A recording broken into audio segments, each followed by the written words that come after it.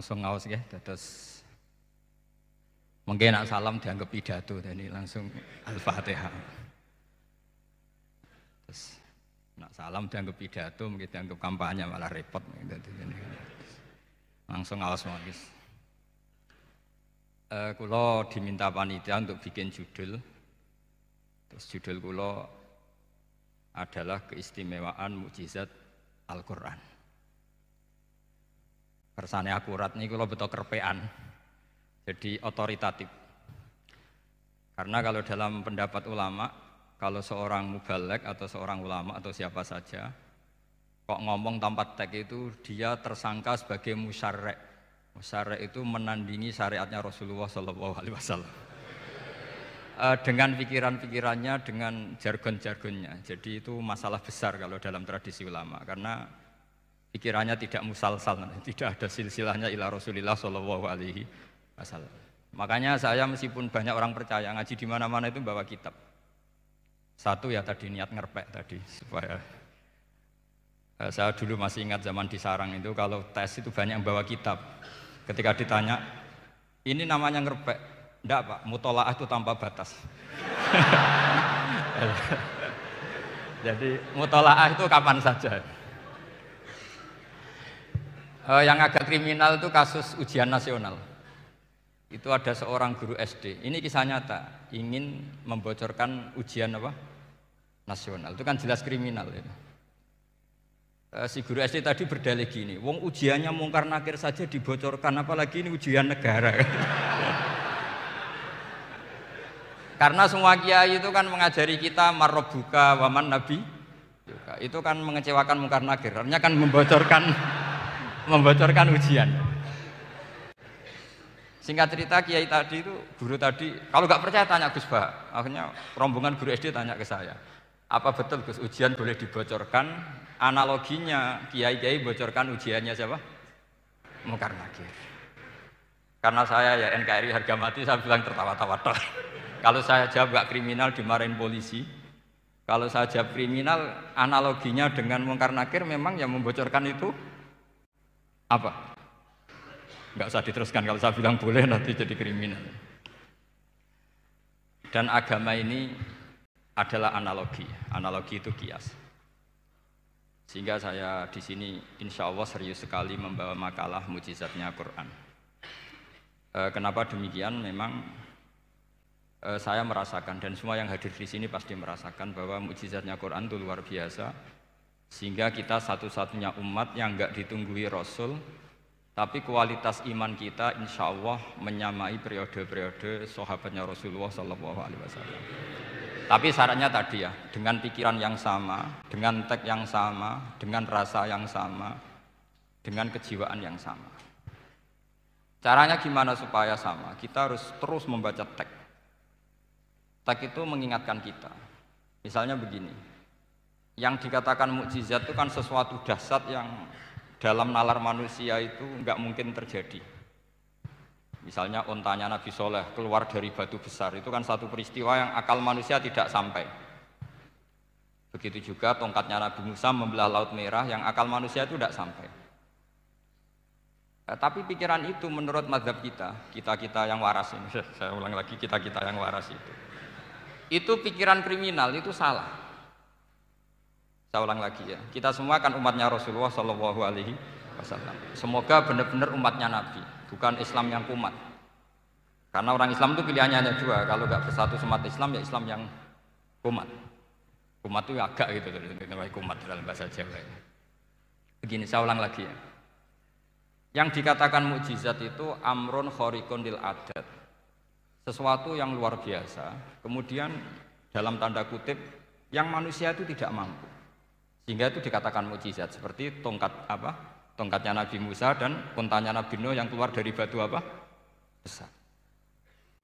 Kalau kalian ingin jadi wali, pikiran seperti itu udah akan jadi wali. Gagal itu di KPU gagal.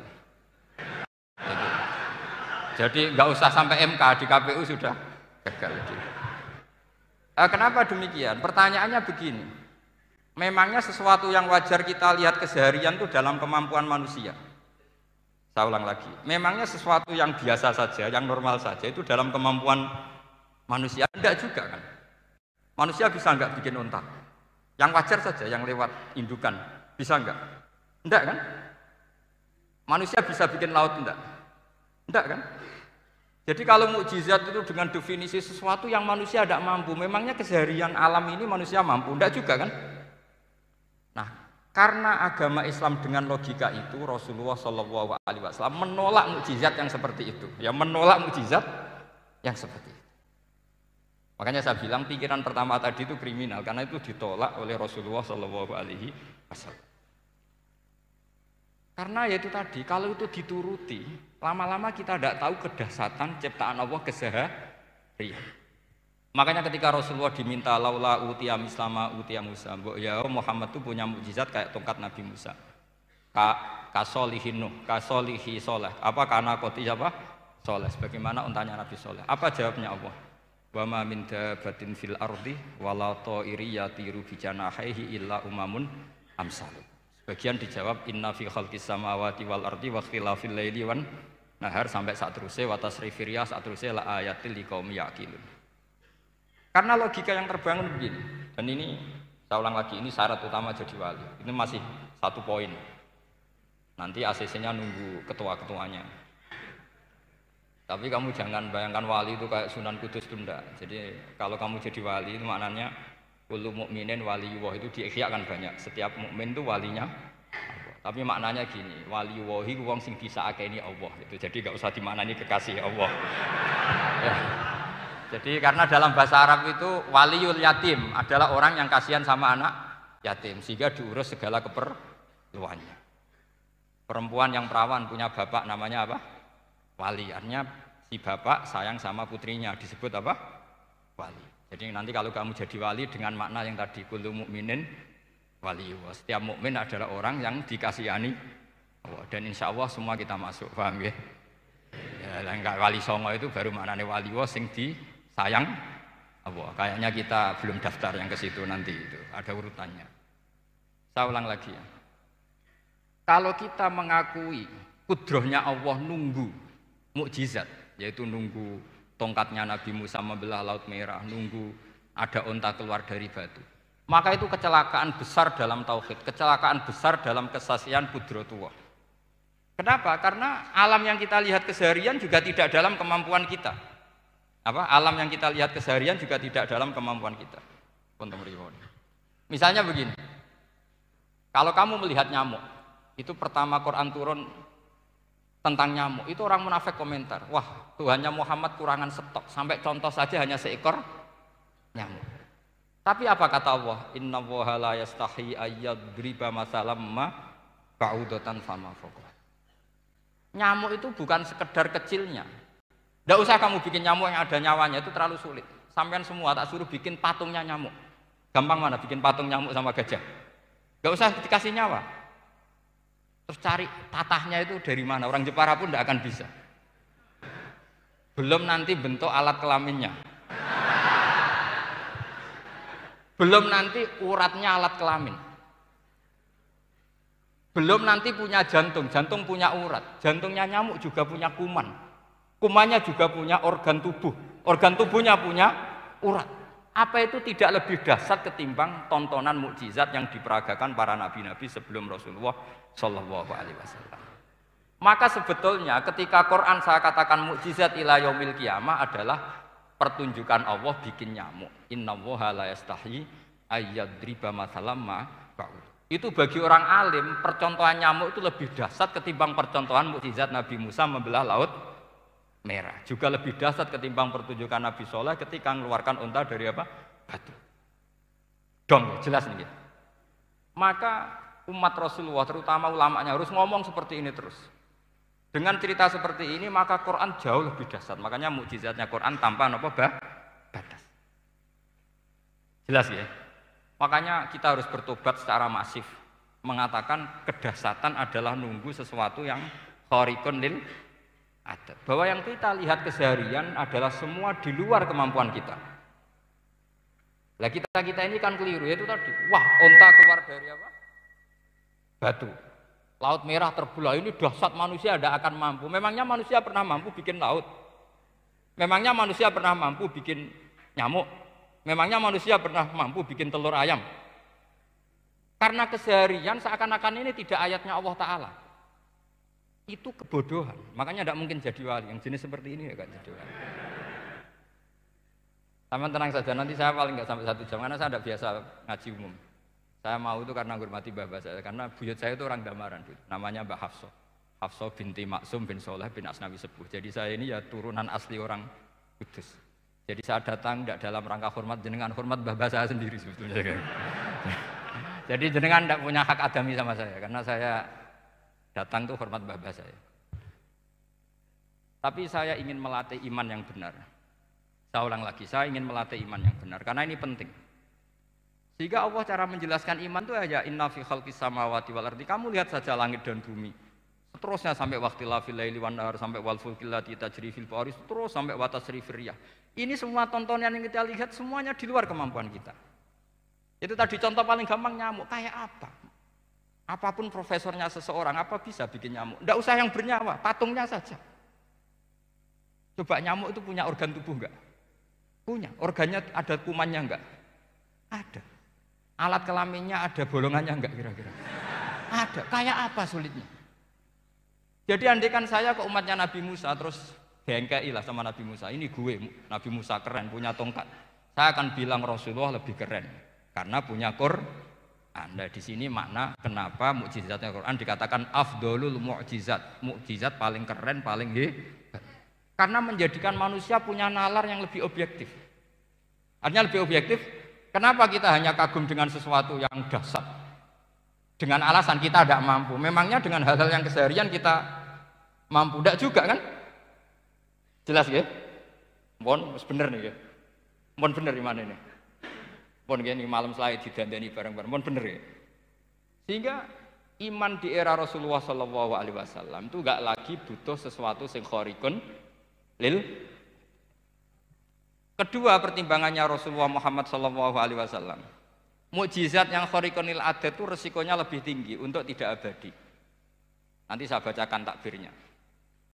Misalnya tongkatnya Nabi Musa itu hanya disaksikan oleh orang yang di era itu. Itu pun yang kebetulan menyaksikan. Saya ulang lagi ya. Resiko mukjizat mahsusah istilahnya, mukjizat yang bisa dilihat dengan indera, itu resikonya hanya dilihat orang yang di saat itu menyaksikan. Gimana? Ini prosedur. Agak gaul nih. Ngangge peci, mboten. Terus gimana? Oke.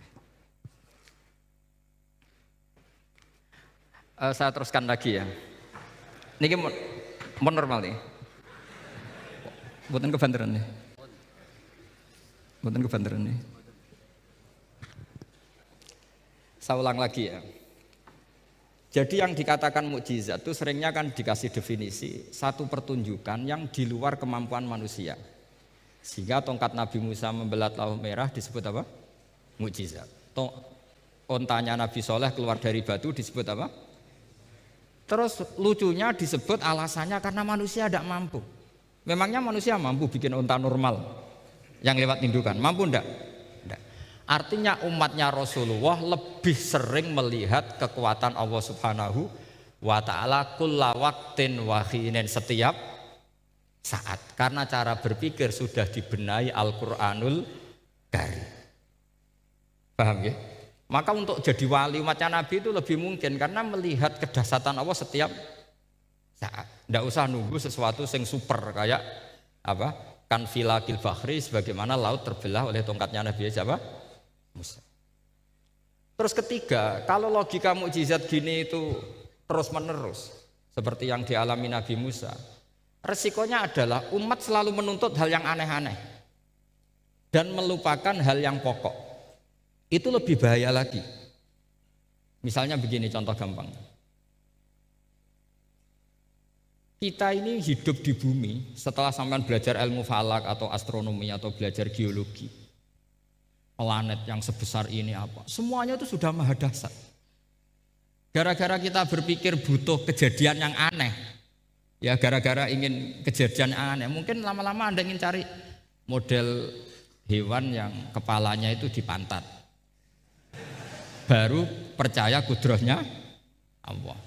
Lama-lama kamu jadi dukun, seneng ular yang berkepala manusia, itu baru dasar. Nanti menjadi klinik. Makanya kritiknya ulama, mukjizat itu tidak perlu dituruti. Karena kalau dituruti itu bahaya bagi kelangsungan kenormalan kita.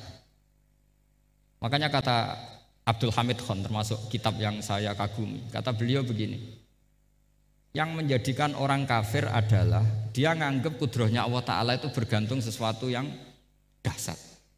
Dia nggak sadar bahwa keseharian dalam hidupnya semuanya pertunjukan kudrohnya Allah Subhanahu wa Ta'ala. Kayak tadi, saya contohkan nyamuk tadi.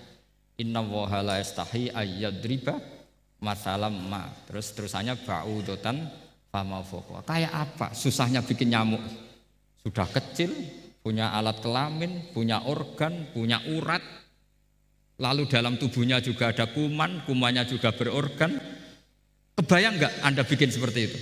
Enggak. Dasar mana dengan tongkatnya Nabi Musa?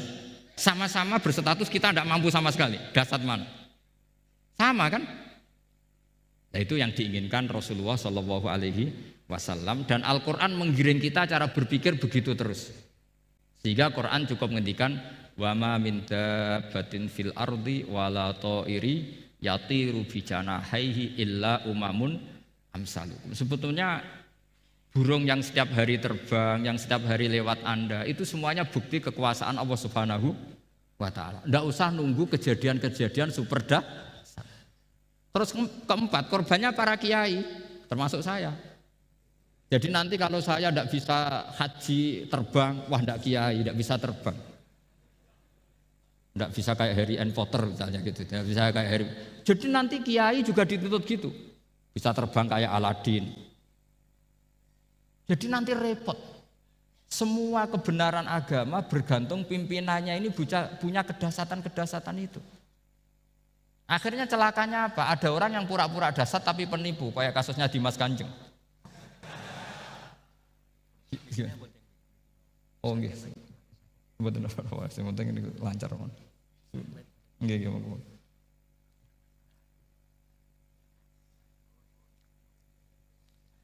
Jadi makanya nanti itu saya akan memberi penjelasan tentang apa?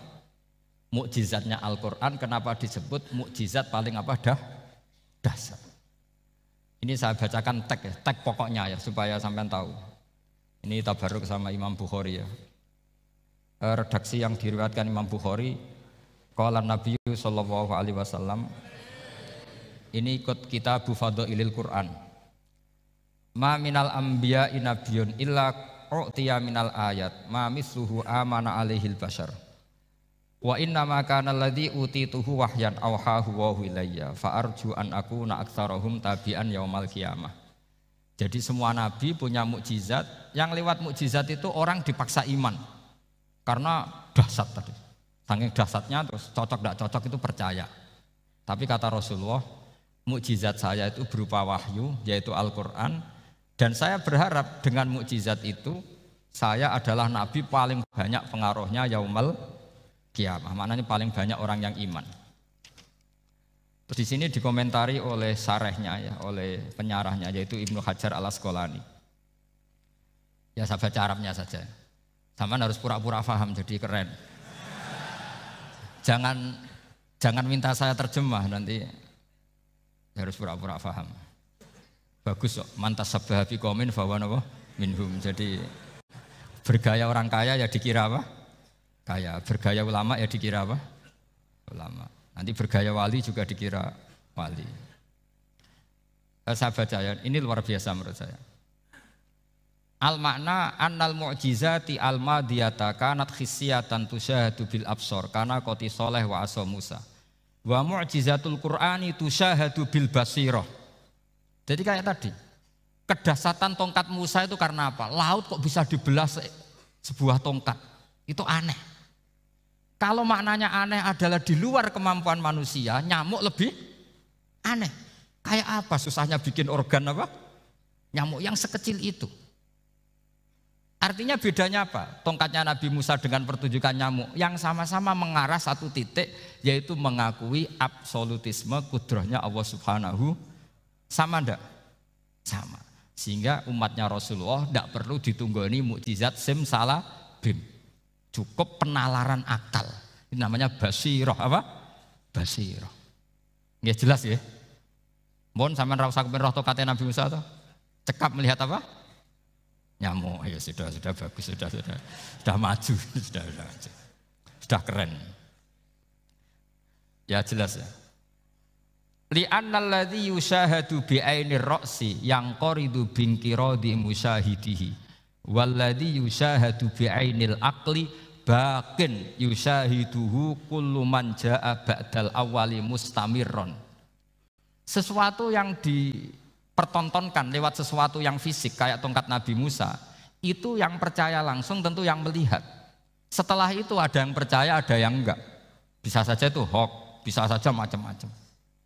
Tentu yang nggak percaya tentu salah ya, kita sepakat. Tapi tetap saja yang nggak menyaksikan itu bisa saja nggak percaya, paham ya?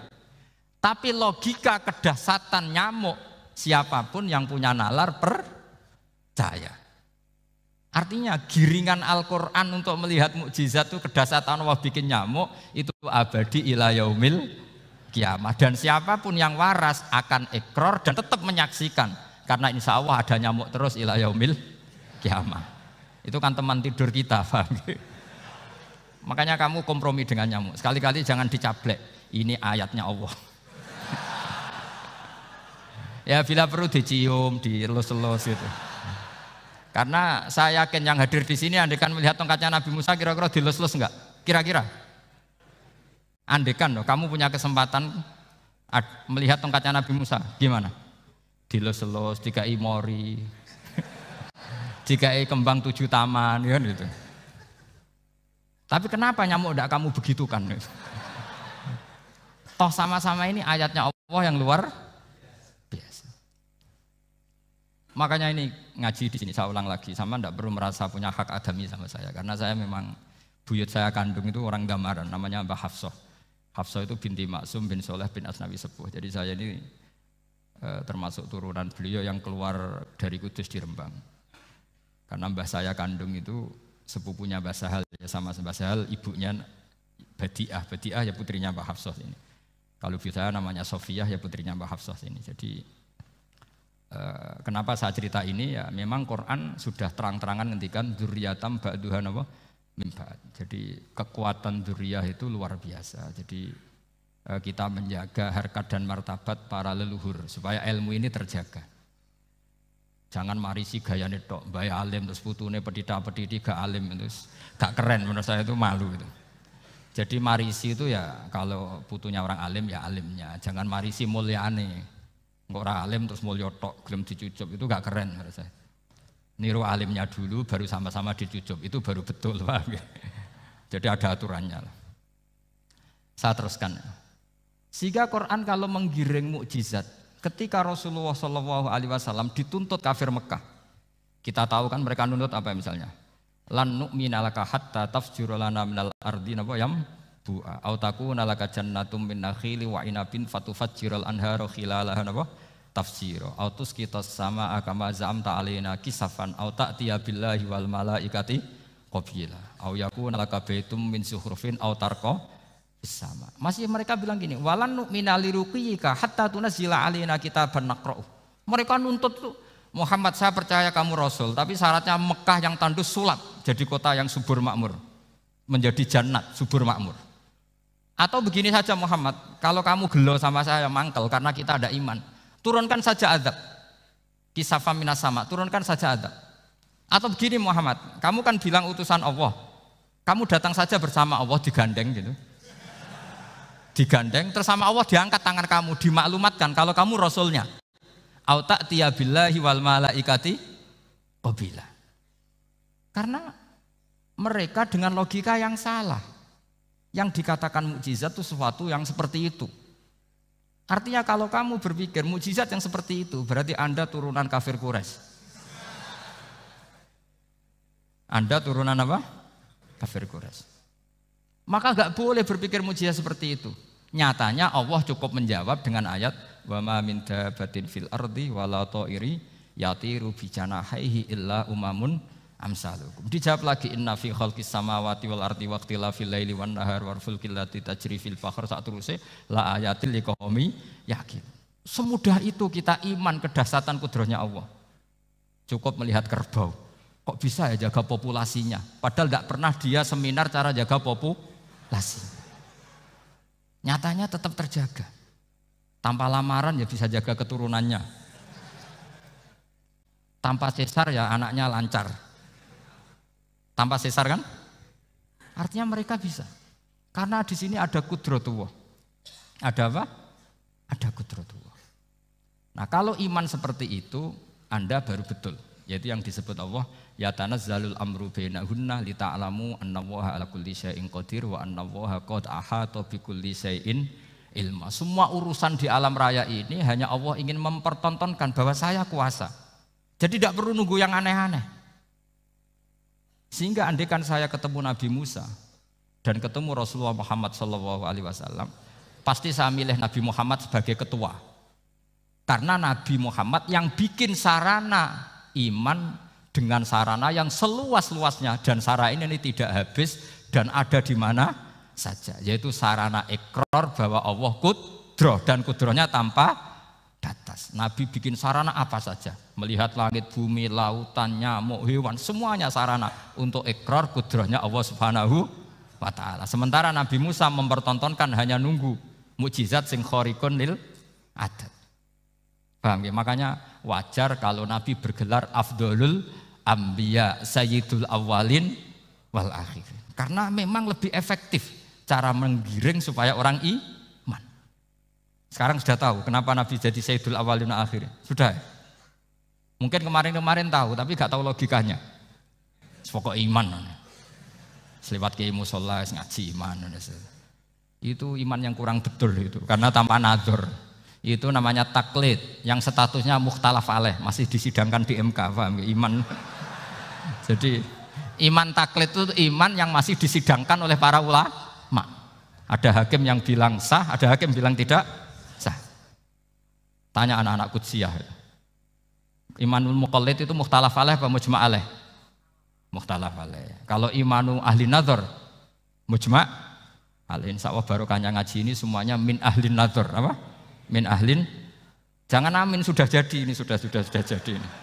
Kalau amin kan masih berdoa, bisa makbul bisa ndak boleh iman kok. Ayo iman kepada Allah dan Rasul, amin, ndak boleh.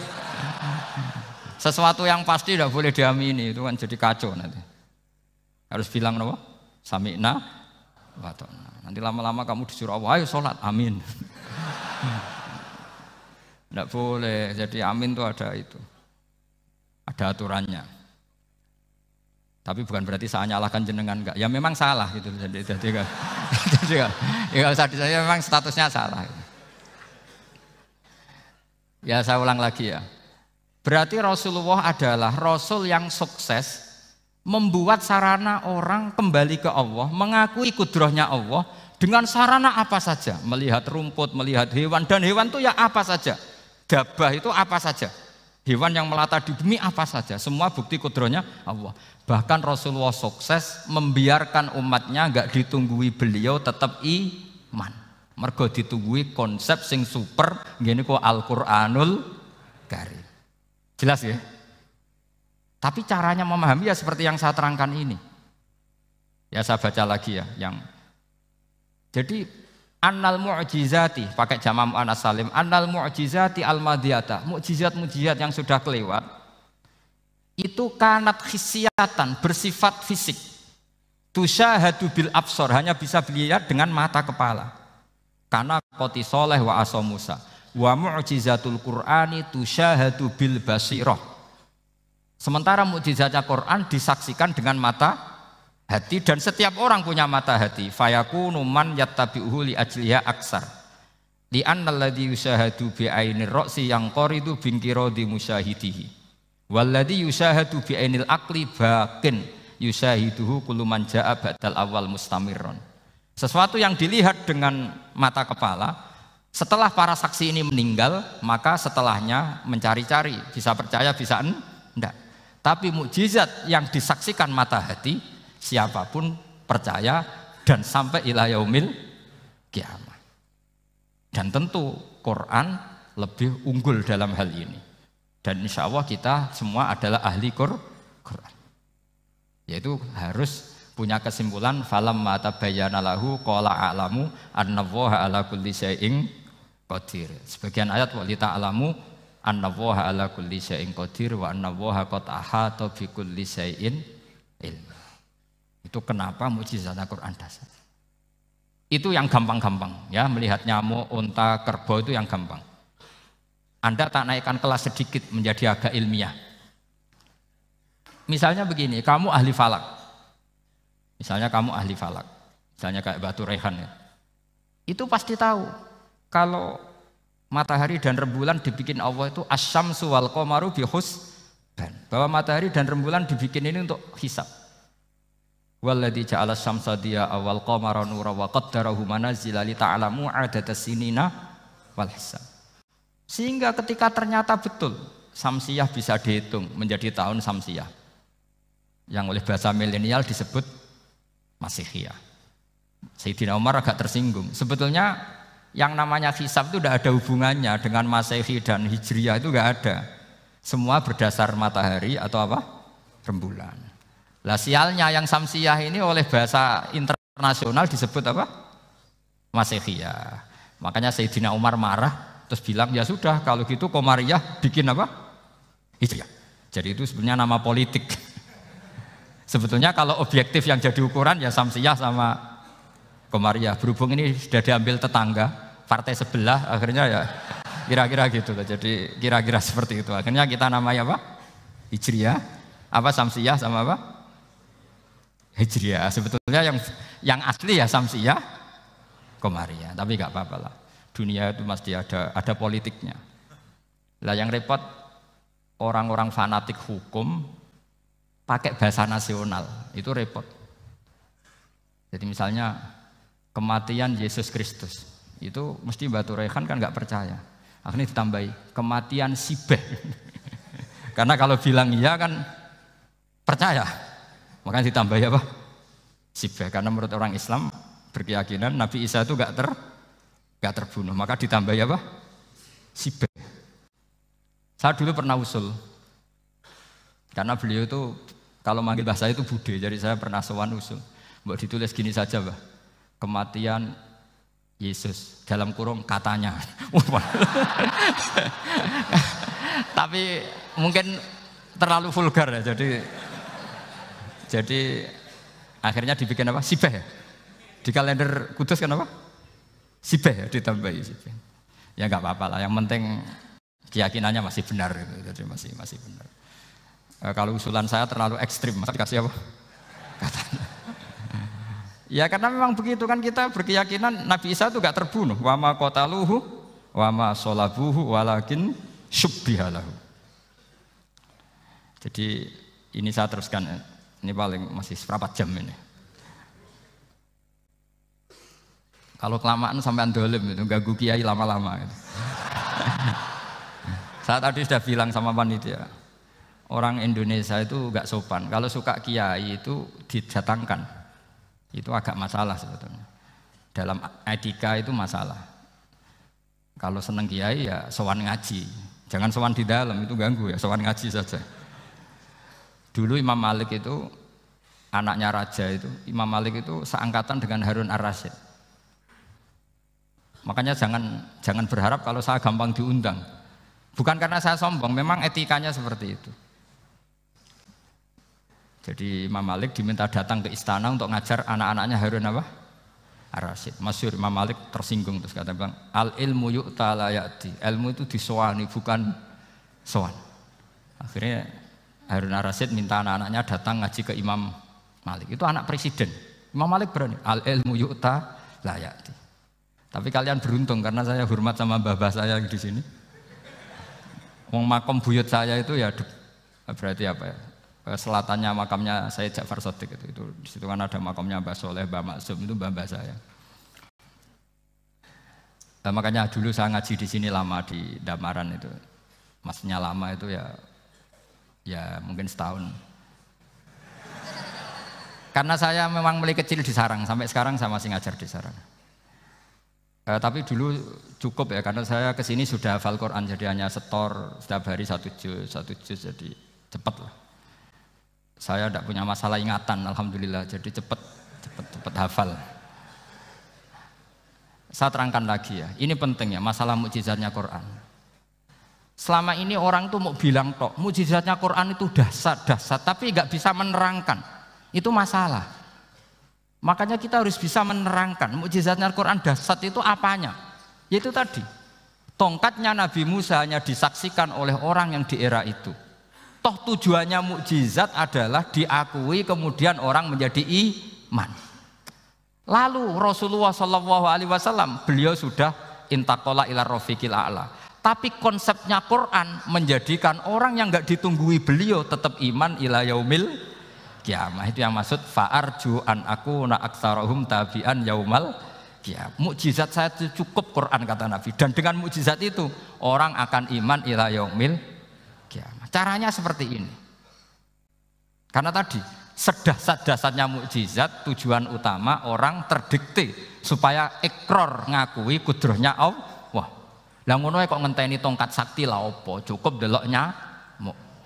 Paham nggih? Jelas ya? Alhamdulillah mau naik kelas ini sudah benar ini sudah benar. Terus kedua begini, kedahsyatan Quran lagi. Quran itu bisa merunut, mentartibkan logika. Bahkan logika ini logika yang universal. Siapa saja merasakan logika itu. Misalnya begini. Dulu orang kafir itu punya Tuhan banyak. Tentu yang dipertuhankan ya mana? Yang dipertuhankan itu banyak. Karena pikiran mereka urusan banyak, problem banyak, ya Tuhannya harus banyak. Ada BPKB 3D kan, istri cerewet macam-macam lah itu kan. Problemnya banyak, maka Tuhannya harus banyak. Karena Tuhan itu maknanya penyelesai masalah. Sehingga kalau masalahnya banyak, Tuhan harus banyak. Ketika Rasulullah membawa konsep satu Tuhan, mereka janggal. Makanya mereka bilang, aja'alal alihata ilaha wahida inna hadza lasyai'un ujab. Masa Tuhan satu? Ini aneh, nggak bisa. Tuhan harus banyak, karena masalah kita banyak. Itu terpatri, di otak mereka terpatri. Lalu Nabi dengan santai diajari Allah menerangkan, andaikan kalian punya majikan banyak dan perintahnya beda-beda, kamu suka enggak? Ya enggak suka, Mat, enggak enak. Punya majikan banyak itu udah enak. Milih mana majikan banyak sama satu? Satu aja, Mat. Tuhan kamu adalah majikan kamu. Kalau banyak kamu bingung. Ya, Mat, satu aja, Mat. Itu segampang itu. Jadi menggiring, Tuhan itu kan bos kita, tuan kita. Kalau banyak berarti yang memerintah kita banyak, dan bisa konflik bos-bos kita ini karena berebut anak buah tadi. Akhirnya mereka, kalau kamu punya majikan banyak dan perintahnya beda-beda, semuanya minta dilayani, kamu pusing enggak? Ya pusing, Mat. Minta mana? Majikan banyak sama satu? Satu saja, Muhammad.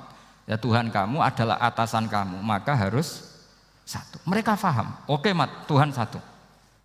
Itu yang dimaksud dorobawaw matalar rojulan fihi syuraka umutasyakisuna wa rojulan salamal lirojul hal yastawiyani masalah. Langsung alhamdulillah. Karena mereka yang paling bodoh pun paham dengan logika itu, paham. Kalau Tuhan banyak, perintahnya banyak, kita repot. Maka Allah bikin satu masalan, yaitu rojulan fihi syuraka umutasyakisuna wa rojulan salamal lirojul. Satu lelaki, satu bos, satu perintah. Kayak apa mudahnya Allah. Kemudian mereka tetap menuhankan Lata, Hubal, dan Uzza. Karena mereka dipertuhankan. Sebenarnya enggak pernah Tuhan, tapi dipertuhankan. Allah memberi contoh itu sederhana sekali. Wa daraballahu mathalar rajulaini ahaduhuma abkam la yaqdiru ala syai'in wa huwa kallun ala maulah aina ma yuwajjihu la ya'ti bi khair hal yastawi huwa may ya'muru bil adl. Kata Rasulullah, Lata itu menurut kamu apa? Ya Tuhan kami. Muhammad, Hubal ya Tuhan kami. Uzzah ya Tuhan kami. Lalu kalau mereka kotor, ya saya mandikan. Kalau hidungnya coplok ya saya tata. Terus kata Rasulullah begini, kamu mau nggak punya budak atau pembantu yang buta, tuli, bisu? Kamu mau nggak punya pembantu loh ya, pembantu itu budak zaman dulu.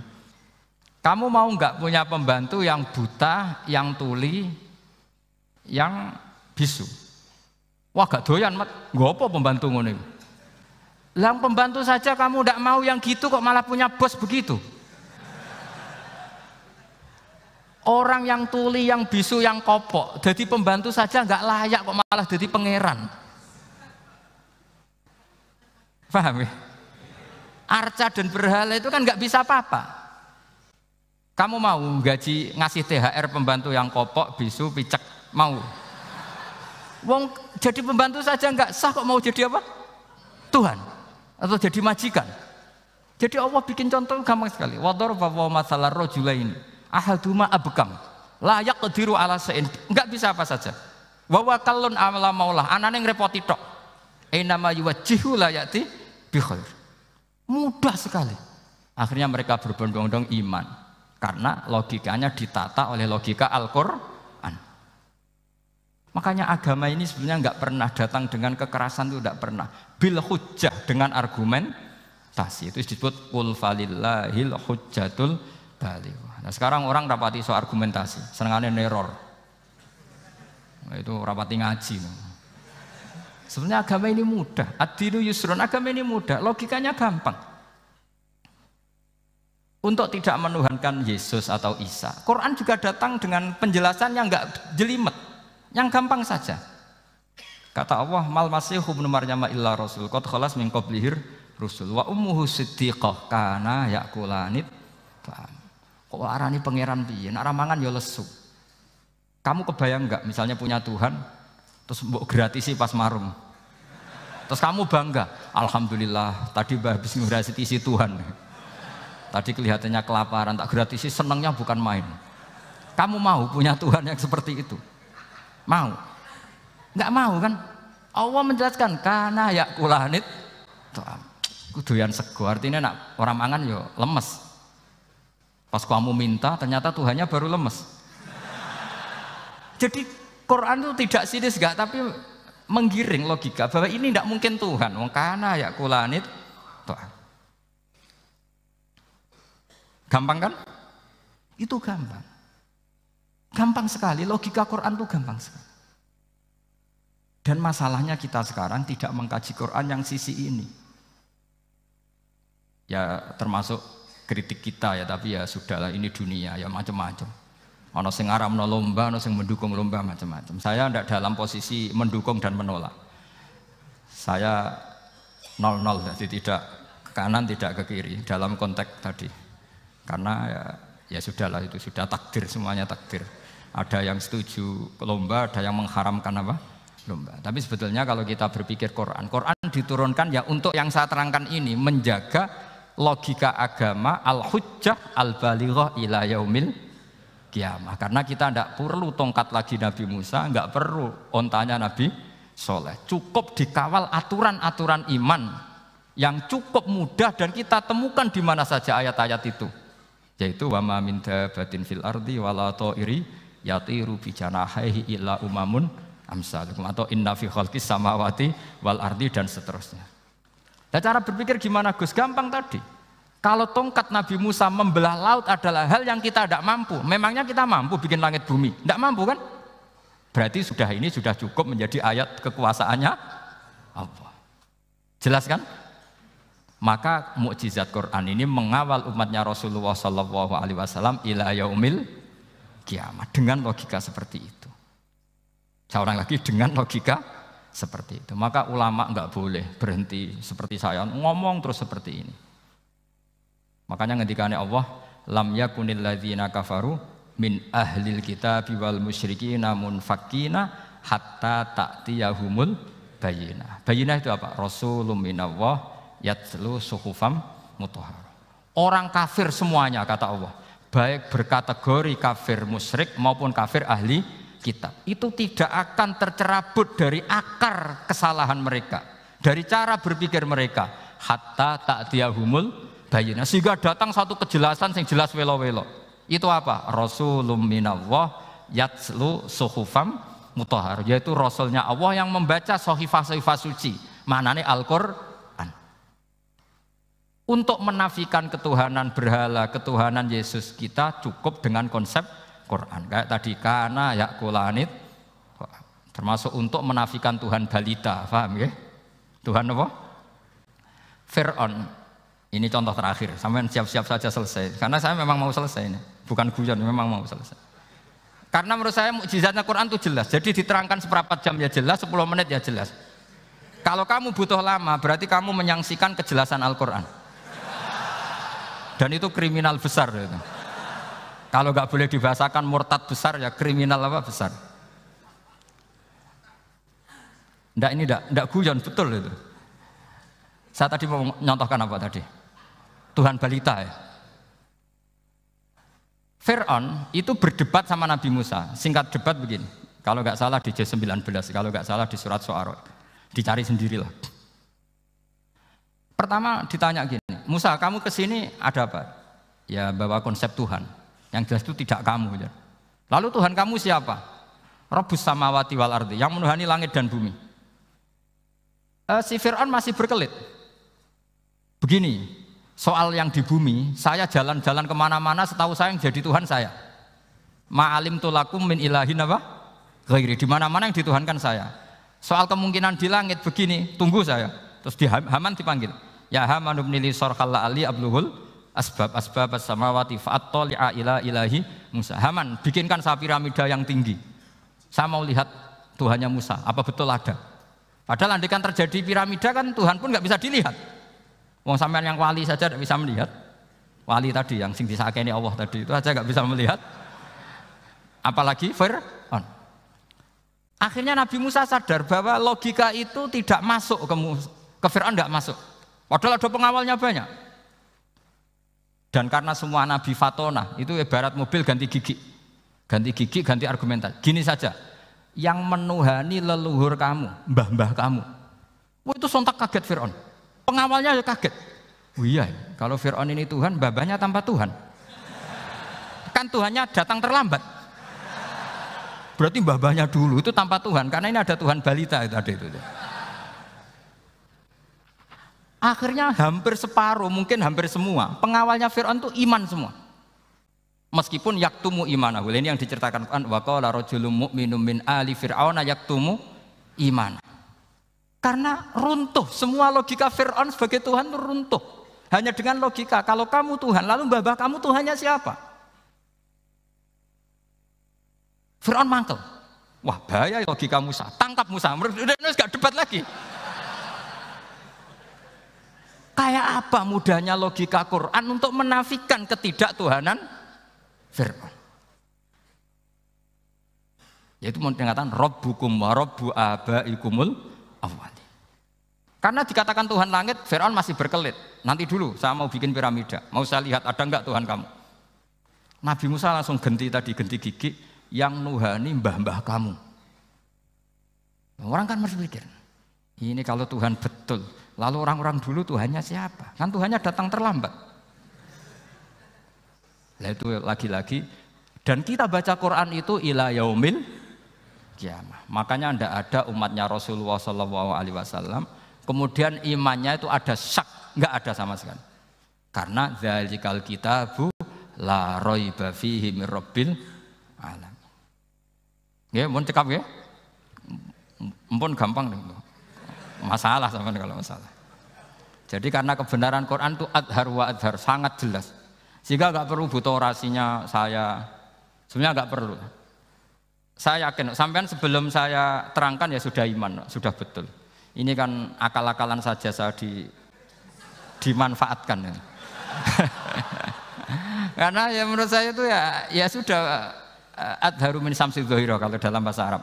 Kebenaran sejati itu lebih jelas ketimbang matahari di siang hari. Karena ya tadi logika.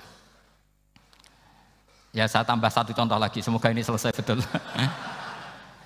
Kemudian Quran misalnya gini, sampean tak bedai.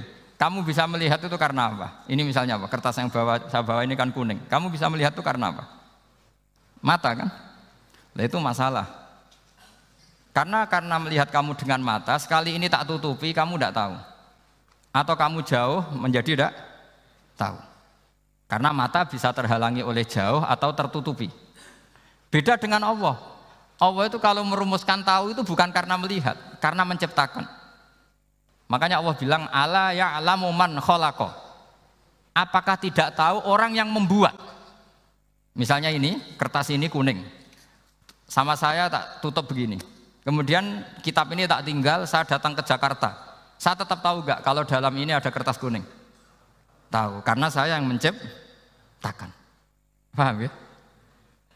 Kamu bangun satu bangunan, di dalamnya ada besi ukuran sekian.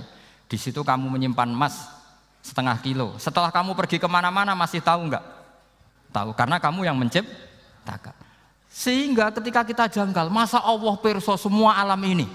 Logikanya gampang, masa yang bikin tidak tahu. Makanya Allah bilang ala ya'lamu man khalaqa. Paham ya? Jadi gampang sekali. Mukjizatnya Quran itu gampang sekali. Nek ora kebangetan gitu. Ampun nggih, Al-Fatihah. A'udzubillahi minasyaitonir rajim. Bismillahirrahmanirrahim. Alhamdulillahirabbil alamin arrahmanir rahim. Iyyaka na'budu wa iyyaka nasta'in. Ihdinas siratal mustaqim. Shiratal ladzina an'amta 'alaihim ghairil maghdubi 'alaihim waladdallin.